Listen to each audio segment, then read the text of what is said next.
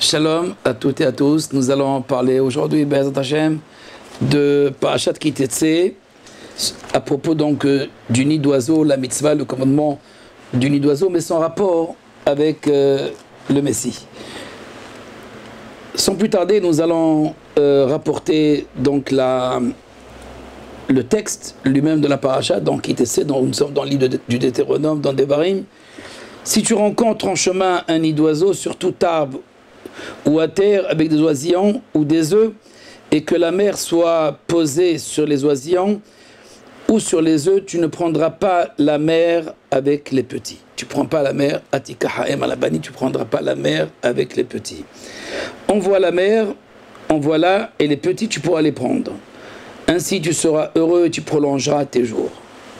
Voilà donc un commandement, deux ou trois versets, et qui relate un grand mystère, et les maîtres de la Kabbalah voient au fait tout le mystère du Messie. Pourquoi le Messie et quel rapport avec le commandement donc envoie la mère, tu gardes les petits pour toi. Maïmonide, qui dans ce courant donc de rationalisme, dans son livre Le Guide des Égarés, essaie de nous expliquer dans son chapitre 48, la troisième partie. Il nous donne donc une explication rationnelle de ce commandement du nid d'oiseau pour, au fait, nous apprendre la miséricorde. Au fait, l'ikvoa, afin de ne pas de déraciner, afin de déraciner donc l'arzariout, cet acte criminel, celui donc de prendre la mère et les enfants ensemble, alors envoie la mère et garde les enfants. De ce fait, tu permets donc la perpétuité. La perpétuité, donc ce qui donne la possibilité à la mère d'avoir d'autres enfants. Mais c'est vrai qu'il y a un acte aussi criminel aussi en gardant les enfants par rapport à la mère, puisque la mère, elle pleure toujours ses enfants. Et donc en tuant la mère, on détruit l'espèce pour Maïmonide. C'est seulement la mère qui est importante à ce niveau-là. Donc pour ne pas détruire l'espèce, continuer l'espèce, il faut donc renvoyer la mère. Voilà donc pour Maïmonide et pour une grande partie donc de commentateurs de la Torah, comment ils voient donc cet acte de la miséricorde, ou celui donc de perpétuer l'espèce, de prendre les enfants si tu veux, tu peux les prendre, mais il y a lieu donc de garder quelque chose, il faut garder donc là l'espèce. Et tu prolongeras les jours. Alors d'après les maîtres aussi du pshat, du sens midrashique ou littéral, ils nous disent qu'au fait, cette action, elle permet la longévité, comme d'ailleurs, Kibud Davahem, donner l'honneur à ses parents, honorer son père et sa mère, aussi nous donne ce droit donc de la longévité, donc deux mitzvot, deux commandements qui prolongent la vie, celui donc de renvoyer la mère et de garder les oisillons, et celui donc d'honorer son père et sa mère. Dans les deux cas, dit l'Ekliaka, il s'agit donc de conserver, ou plutôt de respecter les Yeloudim, la matrice. Respecter la matrice, respecter donc les parents, c'est respecter donc les principes qui sont premiers par rapport à nous. Bien sûr, il y a leurs principes aussi, mais notre origine, respecter donc notre source, respecter notre matrice, respecter notre père, notre mère, nous donne droit donc à cette longévité, puisque eux, c'est eux qui ont donné la vie, donc ils te permettent, en les honorant, donc de garder et de prolonger aussi ta vie. Si c'est l'explication que nous avons l'habitude de donner à propos donc de la mitzvah donc du nid d'oiseau, Kantzipor, la Kabbalah, elle voit donc différemment cette mitzvah, ce commandement exceptionnel, mais en même temps, ce commandement a permis à Nachmanide et à Maïmonide de libérer au fait tout leur enseignement ou leur approche, je veux dire philosophique, théologique des commandements. Si pour Maïmonide, lo nitnu mitzvot et là les tsarev beriot, il rapporte un enseignement des sages qui dit que les commandements ont été donnés uniquement pour permettre donc de purifier, ou plutôt d'épurer les hommes. Épurer, ça veut dire les purifier de leur scorie, les purifier donc de leurs maladies, de leurs lacunes.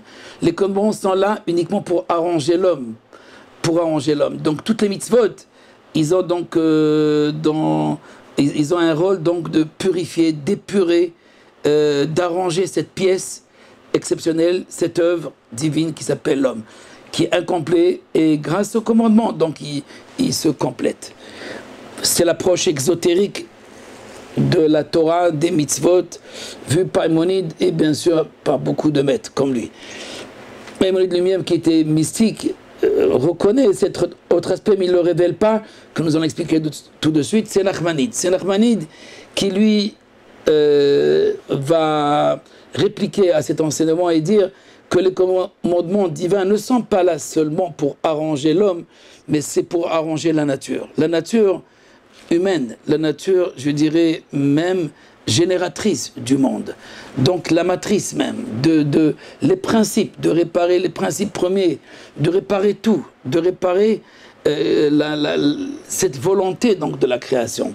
Donc nos actes sont en rapport directement avec ce monde au-delà, ce monde très haut. Donc chaque action que nous faisons, elle est liée donc à ces mondes suprêmes. Donc pour Nachmanide, la réalité de la mitzvah, du commandement, en particulier du nid d'oiseau, ne vient pas seulement, comme pour Maïmonide, réparer l'homme de cet acte criminel ou de vengeance ou de cette volonté de s'accaparer tout ce qu'il trouve, de manger la mère et les enfants. Non. Alors, il y a pendant l'acte de prendre les enfants, celui donc de renvoyer la mère. Renvoyer la mère qui signifie effectivement renvoyer la matrice. Si pour Maïmonide, c'est perpétuer, ça veut dire perpétuer, c'est la pérennité, perpétuer donc l'espèce. Dans la Kabbalah, il y a au-delà donc de cette idée de perpétuer l'espèce, puisque chaque mitzvah, chaque commandement vient pour réveiller, éveiller, vient engendrer quelque chose en haut. Qu'est-ce qui vient engendrer ce commandement en particulier? Alors, nous avons dans le Midrash de Rabbi Nechunia ben Akana, qui s'est fait Bahir dans son livre, qui explique au fait la mère qui est renvoyée. Au moment où la mère est renvoyée, alors il y a un cri, elle pousse un cri, toute mère pousse un cri lorsqu'on lui prend ses petits. Et cette mère, elle correspond à la Bina Ilona, elle correspond donc au discernement, elle correspond donc à l'intelligence même de la nature, l'intelligence matricielle de la nature. Et cette intelligence, cette Bina, cette mère suprême, elle vient en fait, elle pleure pour ses petits. Alors qu'est-ce qu'on fait? On fait un acte. On fait un acte criminel, on fait un acte qui est d'une rigueur absolue. Et pourtant, comment donc comprendre cet acte comme un arrangement, que ce soit de la personne? Si on veut ne pas être criminel, alors on envoie les enfants aussi. Qu'est-ce qu'on a besoin de prendre les enfants? Mais non, il faut provoquer ce cri, il faut provoquer ce bruit, il faut provoquer parfois même sortir en guerre. Donc il faut sortir dans cette guerre-là, il faut renvoyer la mère. Pourquoi renvoyer la mère? Parce que dans ce Midrash, renvoyer la mère, c'est réveiller un autre cri. Le bruit de la maman oiseau va réveiller la maman suprême, la mère suprême. Cette mère suprême, cette intelligence qui dit à Dieu, voilà tes enfants qui sont en galoute, en exil. Alors maintenant, regarde, une maman oiseau, c'est-à-dire de la chair, du sang et des os, ont une sensibilité et ils ont une émotion par rapport à leurs enfants. Et toi, tu n'as pas donc une émotion, tu n'as pas de sensibilité pour ton monde, pour tes enfants qui sont dispersés. Jusqu'à quand tu ne vas pas libérer ton monde? À ce moment-là, le Zohar, dans deuxième partie, dans Shemot, nous explique qu'en fait, il se réveille. C'est le réveil même du nid d'oiseau. Il y a un nid d'oiseau, un nid de l'oiseau ou un nid du Mashiach, tout simplement, du Messie, où se trouve le Messie. Et dans ce nid-là, ce Messie voudrait sortir. Il veut aussi sortir, il veut aussi venir libérer les enfants d'Israël, libérer le monde aussi après. Mais d'abord, libérer les enfants d'Israël. Libéré donc d'un esclavage, d'une certaine soumission. Avant de comprendre cette soumission qu'on appelle l'enfant qui est au fait soumis donc à la mère, soumis donc à la subsistance qui procède de sa mère et de son père. Alors il faut renvoyer cette source proche pour aller découvrir une autre source plus lointaine et plus authentique, qui est celle donc de la mère suprême. Avant de rentrer dans ce Zohar Shemot, dans la deuxième partie, à la page 7, j'aimerais donc ajouter un midrash dans Devarim Rabbah, il est rapporté aussi dans le Yalkut. Si tu accomplis la mitzvah de renvoyer la mère, donc shalach, t'es shalach, alors tu mériteras de renvoyer shalach, un esclave, à savoir de libérer l'esclave, à part donc les commandements qui se suivent, n'est-ce pas, et tu mériteras alors, le midrash continue, et tu mériteras alors de faire hâter donc la venue du Messie, comme est écrit, heureux vous qui renverrez Shalach et Tachor, Betahamo, le taureau et l'âne, allusion donc au Messie fils de Joseph et qui comparait au taureau, et au Messie fils de David qui comparait lui ou qui arrivera sur le dos d'un âne. Et tu hâtes ainsi la venue d'Eliaou, le prophète Élie, comme est écrit, j'enverrai le prophète Élie. À part les verbes, donc envoyer, renvoyer, shalach et shalach, le Zohar va plus loin de cette idée, donc shalach et shalach, c'est renvoyer le peuple d'Israël. D'où? Du temple. Dans les Tikkunim, Zohar, comme dans le Zohar, il y a donc cette idée de renvoyer les enfants et détruire le temple. Et ça correspond un petit peu à retirer la mer, la source. Et on ne comprend pas très bien d'ailleurs pourquoi détruire le temple. Ben, on va aller au-delà donc de cette direction divine, de la justice, donc qu'on appelle la récompense et la punition. Oublions donc ces idées pour le moment de récompense et punition. Essayons donc de comprendre cette voie de l'unité qui s'appelle donc la voie de la réparation. Il ne s'agit pas donc de faire du bien, de punir, ou de faire, de faire du bien, de récompenser, ou de punir la punition. Donc il s'agit bien de renvoyer la mer, et renvoyer la mer, c'est qui renvoyer la mer? C'est le temple. Donc c'est renvoyer le temple, de garder les enfants. Il ne dit pas écrit que tu mangeras les enfants, mais de garder les enfants. Au fait, quelque part, pour conserver les enfants, il faut retirer la mère. Il ne s'agit pas donc de couper le cordon ombilical, mais il s'agit de retirer la cause proche. À savoir, non pas d'occulter cette cause, la cause proche, pour aller rechercher ou retrouver la cause véritable, la cause authentique. Ce qu'on appelle l'âme de la Bina, le monde du Bina, le véritable monde où la mère ne se sépare pas des enfants. Parce qu'au fait, dans le Zohar, on montre que parfois, dans les versets mêmes qui se contredisent, il est écrit Lotikacha em alabanim, tu ne prendras pas la mère sur les enfants, et les enfants, sur les enfants littéralement. Et d'autre part, il est écrit tu envoies la mère, tu expulses la mère. Tu renvoies la mère et tu prends les enfants. Même dans la halakha, il y a difficulté à comprendre cette mitzvah dans Masechet Cholin, dans le traité Cholin. On parle donc pour certains commentateurs, accomplir cette mitzvah relève vraiment d'une grande intelligence et de ne pas compromettre les versets et contredire au fait les notions même qui sont apportées dans la Torah. D'une part, tu ne prendras pas la mère, et d'autre part, tu renvoies la mère. Alors pour le Zohar, il y a des fois, oui, il faut séparer la mère quand ils sont des œufs. Quand les enfants sont des œufs, à savoir, ils connaissent que le sens littéral. Les œufs, à savoir, c'est celui qui n'est pas sorti de la coque. Il est dans ce sens littéral. Et il y a les oisillons, ils ne sont pas capables de voler. C'est ceux qui ont appris la Mishnah. Ils ont compris le sens exotérique du texte. Ils connaissent la loi, ils connaissent le commandement, mais ils ne connaissent pas le sens. Ceux qui connaissent le sens, ce sont les enfants. Et dans ce cas-là, les banim, eux, tu ne peux pas les séparer de la mère. Donc il y aurait 3 niveaux de relation, ou plus, mais au moins 3 dans notre texte, les œufs, les oisillons et les enfants. Donc la Torah nous donne 3 définitions pour parler des ramifications des œufs. Ils ne peuvent rien faire, ils sont là où ils sont, ils ne bougent pas.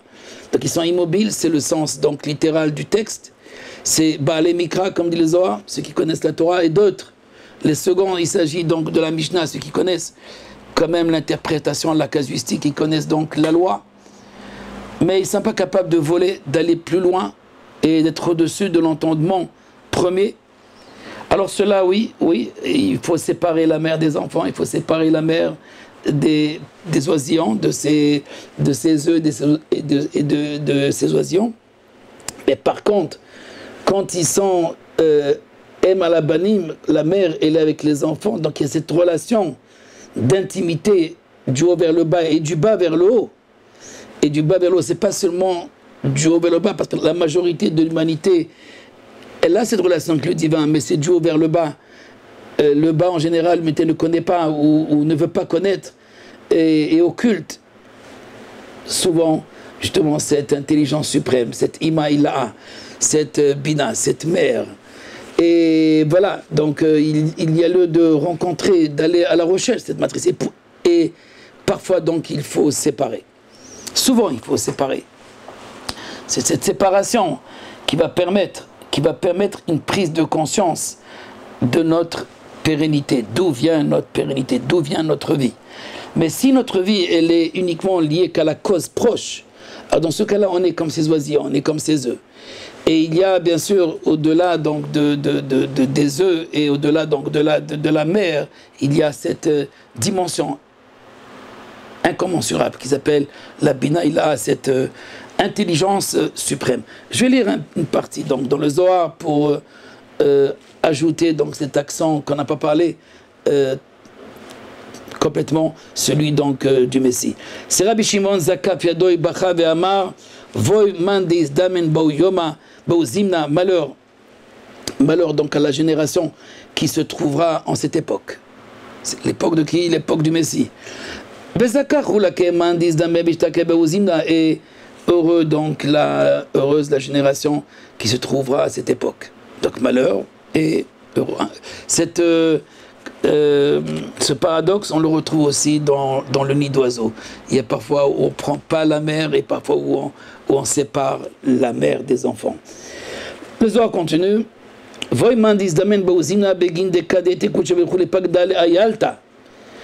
Malheur, pourquoi malheur? Parce que c'est au moment où l'Éternel veut maintenant délivrer donc la Shrina, la présence divine, cette génisse, la Ayelet. Il va voir qu'ils se sont occupés de cette génisse, de cette présence divine, de la Shrina. Et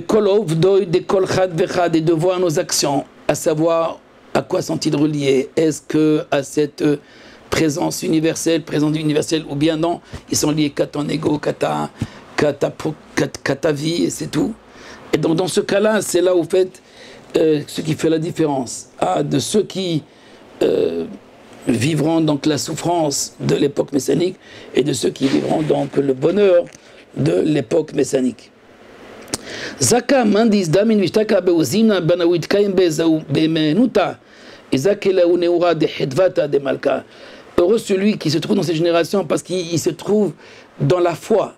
Il est dans la foi, il est dans la foi ultime de la lumière divine, à savoir qu'il connaît que sa vie et que sa réalité ne vient pas ni de l'oxygène, ni des médicaments, ni de l'argent, ni de la subsistance qu'une maman peut donner à ses enfants.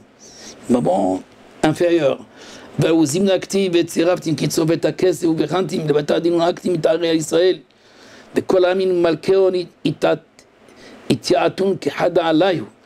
ce moment-là, cette expression va se faire ainsi, où toutes les nations vont se mettre en colère contre Israël. Tout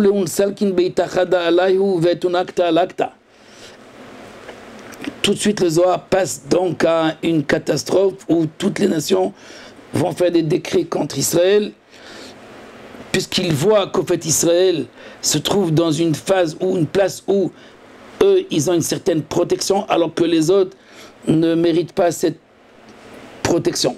Parmi les nations, une partie, bien sûr, va venir s'associer avec Israël, et les autres qui vont s'éloigner et préparer une guerre contre Israël. À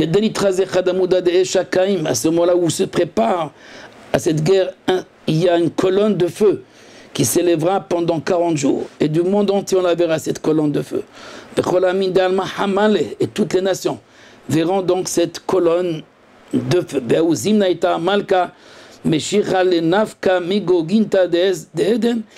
À ce moment-là, le roi Messie va vouloir sortir du Gan Eden.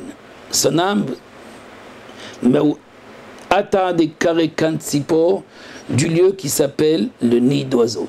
Donc il y a un lieu dans un palais, dans le jardin, dans le paradis, et il se trouve donc, cette âme se trouve dans ce Kantsipor. Mais c'est un autre genre de Kantsipor. C'est un genre de Kantsipor. Nous allons tout de suite expliquer. Mais d'abord, je termine les paroles ou le texte du Zohar. Vitar, ensuite, il se révélera après un certain temps. Il se révélera dans la terre du Galil, donc dans la Galilée. Et à ce moment-là où il viendra, le monde sera en colère. Et le monde entier, tous les hommes seront cachés. Ils chercheront donc des grottes et des montagnes, des bunkers, n'est-ce pas, pour être protégés. Ainsi qu'il est écrit dans Isaïe 2, verset 19, où ils viendront dans des grottes, des cavernes, de rochers, pour se rendre à l'intérieur donc de la poussière, pour se protéger de cette puissance et de la crainte et la puissance divine. Je saute quelques lignes. Il y aura une étoile qui va durer donc un certain temps dans le ciel que tout le monde verra. Ce sont 10 jours, n'est-ce pas, Haman et toutes les nations, tous les hommes donc vont voir cette étoile. Et à ce moment-là, après 70 jours, il ganez Mashiach atresa yarchin, le Mashiach sera caché pendant 12 mois.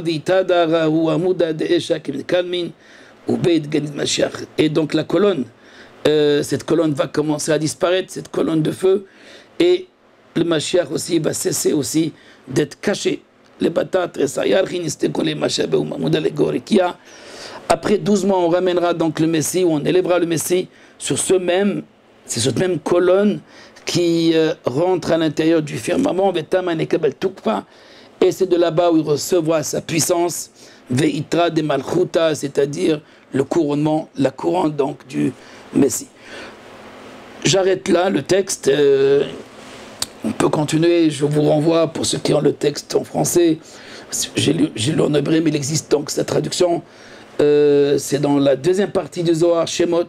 C'est dans Shemot à la page 7, folio B. Après avoir vu l'idée donc du nid d'oiseau, c'est-à-dire en bas le nid d'oiseau qui correspond donc au lieu donc du monde où il y a une matrice qui au niveau physique, biologique, à tous les niveaux donc de ce qu'on peut percevoir. Pour le Ramchal dans le Tikkunim, ça correspond donc à la voie du Etz Hadat, cet arbre dont parle la Torah, le Etz dans Etz Hadat. Il s'agit donc de l'arbre de la connaissance, l'arbre du savoir, à savoir notre savoir qui est limité d'où on vient et d'où on puise et comment nous vivons. Et donc cette réflexion du nid qui se trouve sur cet arbre, et parce que c'est un nid qui se trouve sur un arbre particulier. Il s'agit donc de l'arbre de Etz Hadat, mais s'il était l'arbre en question un Etz Chaim, alors c'est le nid d'oiseau où se trouve le Mashiach.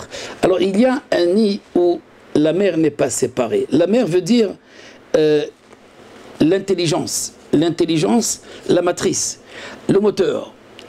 La matrice, le moteur, ce qui nous anime vraiment. Mais voilà, l'homme, il reçoit donc dans sa capacité d'entendement l'idée que ce qui nous nourrit, c'est le sang, c'est la mère. La mère, c'est le père, c'est la semence. C'est donc les causes proches. Les yiloudim, c'est ceux qui mettent au monde à tous les niveaux. Il y a donc une voie de Etzraïm qui est la voie unité, où le père et la mère ne sont pas donc deux êtres, ne sont pas donc deux créatures. Et quand, dans la galoute, dit le Ramchal dans Tikkunim, Begaluta shalech teshalach et ta'em. Dans la galoute, il y a lieu d'envoyer la mère, parce que c'est seulement en envoyant la mère où on va découvrir l'autre quoi. Parce que tout le temps qu'on était proche à la source vitale, alors on ne se pose pas de questions. C'est au moment où on est en dehors du palais où on se dit, alors il est où le roi? Il est où celui qui nous aide? Il est où celui qui nous protège? Il est où Dieu? La Madonna est à Mod Berachok. Pourquoi éternel tu te poses loin de nous? Etc. Au fait, il n'a jamais été proche pour nous. Il était proche, lui était proche bien sûr. Mais nous, on n'était pas dans cette perception de la proximité. Alors que lui, il était dans cette proximité avec nous. Donc c'est pour réveiller, pour rendre conscient justement de cette recherche où on s'est mis des intermédiaires entre lui et nous. Et c'est ça Elohim Mahirim, dit le Ramchal, c'est ça donc les dieux étrangers. Les dieux étrangers, les autres dieux, ce sont donc des dieux qu'on a mis entre nous et cette unité suprême. Il s'agit dans la Yetzadat, Itztarich les Misbal, et il n'y a rien à faire, il faut juste supporter. Supporter justement Hevle Mashiach, ces douleurs de l'enfantement. Toutes ces douleurs que le Zohar parle, en vérité, cette colonne de feu et cette étoile, ce tremblement du monde, montre au fait que les âmes seront perdues à un moment donné, où à tous ceux qui croyaient, à savoir à ceux qui leur permettaient donc cette vitalité, ils ne la voient plus. Ils ne voient plus donc ce qui leur permet donc de vivre. Et ils vont être à la recherche de ce Kantzipor, de cette mère suprême, de Imaïla. D'où vient justement cette source?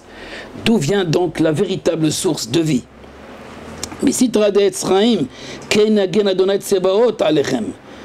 À partir donc par rapport à l'arbre de vie, alors cet autre Kantzipor, cet autre nid d'oiseau, lui, ce nid d'oiseau, c'est-à-dire ce rapprochement, cette relation entre la cause et l'effet, entre la mère et l'enfant, alors elle se trouve dans sa vision juste. Parce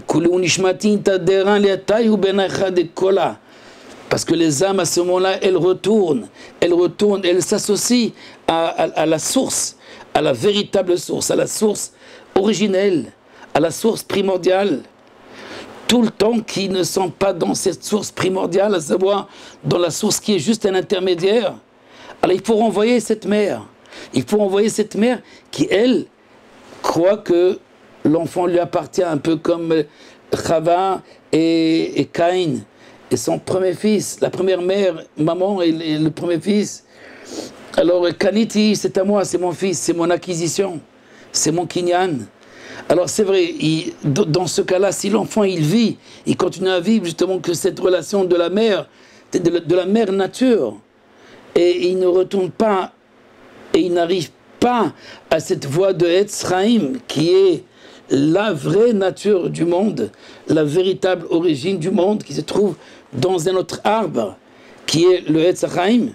Shrinta Mesitra Delgo, il y a donc une Shrina qui est au niveau de l'intériorité. Cette Shrina qui est au niveau de l'intériorité, c'est là où habite l'âme du Messie. L'âme du Messie habite dans cette mère suprême, dans ce nid où on apprend la causalité de tous les événements, de tous les actes. C'est là où on trouve le sens de tout ce qui se passe dans ce monde. Pour terminer, cet enseignement du Zohar dans le Bet Olamim, il explique que Sod Echal, le palais, ce palais qu'on appelle Sod Echal Kantzipor, ou Kan Bechotam Da'atika Kadisha She'orche Sha'a Almin.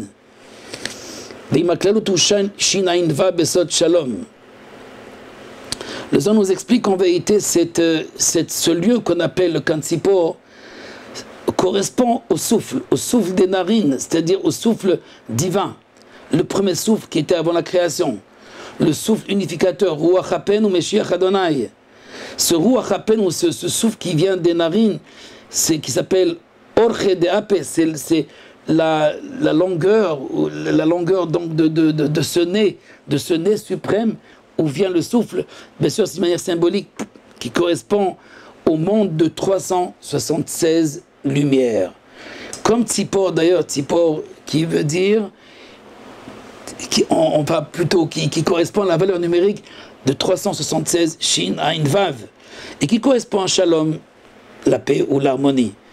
Besamur, Tzipor, et ce qu'on appelle la longueur du nez. La longueur du nez, c'est le longanime. Le longanime qui veut dire le patient, qui a tout son temps, qui ne s'emporte pas, il n'y a pas de colère, il n'y a aucune colère, il y a uniquement une compassion pour tout. Alors dans cette longueur, ce qu'on appelle Orichu de Chotama, cette longueur du nez, et nous savons que le Hatik, l'ancien, il possède 370 avec les 5 lettres de Matsapa qui correspondent donc aux 315 et la complétude qui fait donc 376 Voua Shoresh Amiti. Et c'est la racine première, vraie. Par contre, dans le petit visage, à savoir dans la voix de, non pas de la compassion et du longanime, mais dans la voie de la justice, le bien et le mal, dans la voie du savoir inférieur où il y a la droite et la gauche, dans la voie où il y a la récompense et la punition. Zeira de Chotama, le nez petit. Et donc parfois il se met en colère, et parfois il récompense, parfois il punit. Vehu kan neorin, et nous savons que le petit visage il ne possède que 150. Kan qui veut dire le nez. Kan, Tzipor, Kufnun, correspond Kufnun neorin bilvat, qui m'a Chotama b'misparazé. Ou la tid lavoit pachatwa de Chotama de Kadisha. À la fin des temps, donc le souffle suprême va se répandre dans ce monde, ce souffle donc de l'ancien, et même le souffle du petit visage, il deviendra le nez, en fait, il deviendra comme le nez. Le kan, il deviendra Echal kan Tzipor. Le kan, le nid, deviendra oiseau, oiseau deviendra nid. À savoir, une association et de kan, ce qu'on appelle le 150, lumière ou émanation qui procède de la voie de la justice, et Tzipor qui lui correspond à la Tolada, c'est-à-dire à l'engendrement, mais lui correspond à l'engendrement à un niveau plus haut encore, qui est celui donc de l'ancien, et ce Bachiar qui lui qui est enfermé dans ce nid qui lui unifie au fait les deux directions divines, et qui unit aussi la matrice, la cause et l'effet, la Tolada. Et donc, c'est ça, le monde de Arichut Yamim, c'est la longévité. Varach Tayamim, il y a un monde où d'abord il faut se séparer, et après il faut s'unir, il faut se séparer avec les causes proches pour aller rechercher la cause lointaine. Mais le Messie, lui, déjà se trouve dans cette place exceptionnelle, dans cette place subtile, qui s'appelle donc le nid d'oiseau. Il faut quitter, oui, il y a une mer qu'il faut renvoyer, et il y a une mer qu'il faut unifier. La mer qu'il faut renvoyer, c'est cette dimension donc de la subsistance. C'est celle qui donne des œufs seulement. Des œufs à savoir où l'enfant n'est pas dans une dynamique. Les autres, comme les oisillons aussi, ils ne peuvent pas voler. Mais quand ils sont donc banim, des véritables enfants, ils reprennent donc la racine première et les ramènent à la racine première et non pas elle les encastre dans sa propre racine. Alors cette mère, il faut la renvoyer, c'est la mère du Etzadat. C'est la mère de la voix, de la connaissance, du savoir, de la sensibilité, de l'émotion, de la subsistance.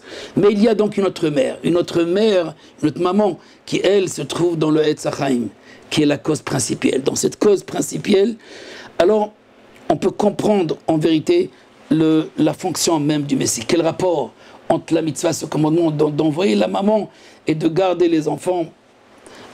Tout ce que nous avons vu, bien entendu, est important, mais on ne comprend toujours pas pourquoi le Messie se trouve, lui, dans cette place qui s'appelle le véritable nid d'oiseau, ou le nid où l'oiseau et le nid sont un, où la maman et les enfants ne forment qu'une unité.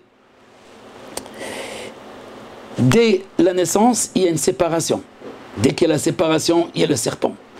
Le serpent, lui, c'est celui qui te montre, au fait, comment donc le monde est dirigé, comment le monde est affecté, comment le monde est affecté par le bien et le mal. C'est dans la dualité. C'est au fait, c'est la matrice qui est, non pas originelle, mais la matrice qui est au niveau de ce qu'on appelle la cause proche. Le Messie, lui, va nous sortir de cet esclavage. C'est ce que dit le Midrash que nous avons apporté tout à l'heure. Si tu envoies la maman, alors tu enverras l'esclave. Mais en fait, on ne renvoie pas la mère. On renvoie l'esclave. L'esclave, c'est l'enfant. Et l'enfant, lui, qui doit prendre cette indépendance et comprendre d'où vient sa subsistance, d'où vient sa véritable vie, d'où vient sa source, sa véritable source. Tout le temps que nous ne sommes pas conscients de la véritable source, alors nous vivons les vicissitudes du temps. Alors il y a des montées, des descentes. C'est là la galoute, c'est là l'exil dont le Zohar parle. Le Zohar parle que Shala Teshala signifie donc l'exil. Mais si tu sais te débarrasser justement de cette source, et c'est ça la destruction du temple. Le Zohar voit dans la destruction du temple même se débarrasser, parce qu'on pensait que c'est le temple qui nous donnait la vie. Non, c'est une maison seulement. C'est comme la mer dans ce monde. Elle est importante, il faut l'honorer, mais ce n'est pas l'origine. L'origine, il est au-delà, il est dans un autre entendement. Et le Messie, justement, il a ce rôle, il doit porter au monde cette double dimension dont on a parlé aujourd'hui. D'une part, cette pérennité, quand tu envoies la mer, tu gardes l'espèce, comme a rapporté Maïmonide, et d'autre part, cette seconde idée, la liberté. Et cette liberté, c'est sortir de l'esclavage, liberté. Comment donc pérennité et liberté? En général, quand un homme il est soumis, que ce soit la subsistance, il est soumis aux vicissitudes du temps, etc. Dans ce cas-là, il n'est pas libre, il ne peut pas être libre. Parce qu'il est lié aux causes proches. Il est lié à ce Etzadat. Et le Mashiach, lui, va apporter justement ce Shah Nehorin. Ce Shah Nehorin, c'est cette dimension de 376 lumières qui correspondent à une seule entité, à ce qu'on appelle la liberté, à savoir où il y a une vision, une compassion, une vision de tout en même temps. Le Tzipor lui-même, il est l'origine de lui-même. Il est l'origine de lui-même. Dans le Tzipor, il y a la mer. Et la mer, elle est dans le Tzipor, ce qu'on appelle les mochines, les cerveaux. Donc, au fait, il est un tout. Quand l'homme, le Messie en particulier, il a cette dimension, à savoir où la cause n'est pas séparée de l'effet. Pour prendre conscience justement de cette relation de cause, de véritable cause avec les effets, alors il faut renvoyer les fausses causes, ce qu'on appelle les causes proches. Il faut aller en exil. C'est cet exil qui permet justement cette reconnaissance, ou plutôt cette retrouvaille. Le cri de la mère, ou le cri au fait de l'enfant, et même de la mère inférieure, et de l'enfant inférieur, réveille un autre cri. C'est cet autre cri qui veut se révéler. Le cri inférieur, c'est le cri au fait de, je dirais peut-être, de la miséricorde, oui. La peine, nous avons de la peine. Mais la compassion, c'est beaucoup plus que la miséricorde. À savoir où on se retrouve avec l'autre, où la cause, la matrice, elle se retrouve dans l'autre, où l'autre, il se retrouve dans la matrice. Il devient lui-même la bina. Parce que l'exil, c'est justement, c'est une perte de référence de cette compréhension, de cette bina. Et c'est la raison pour laquelle que le Gan Eden aussi bien, le paradis aussi bien que la délivrance, elle s'appelle le Yovel, le jubilé. Le jubilé qui s'appelle donc la 50e porte. Il s'agit donc du véritable discernement. On a discerné la véritable cause. En séparant la mère d'oiseau, on fait en effet un acte criminel, mais cet acte criminel, il permet d'une part de garder la pérennité et qui permet ensuite de retrouver la liberté. Pérennité et liberté sont donc ces fonctions du Messie, du Mashiach, qui lui va nous apporter cette dimension réellement de l'homme libre. Tous les hommes ne sont pas dans cette liberté. Qui est l'homme libre? C'est celui qui a trouvé le Gan Eden, celui qui a trouvé justement ce paradis. Ce paradis, ce n'est pas l'argent. Le paradis, ce n'est pas l'or. Ce n'est pas tout ce que nos yeux peuvent voir. Bien sûr, tout ce que nos yeux peuvent percevoir, c'est juste la cage, c'est juste la vitrine. Il faut défoncer cette vitrine, ou plutôt il faut renvoyer cette vitrine.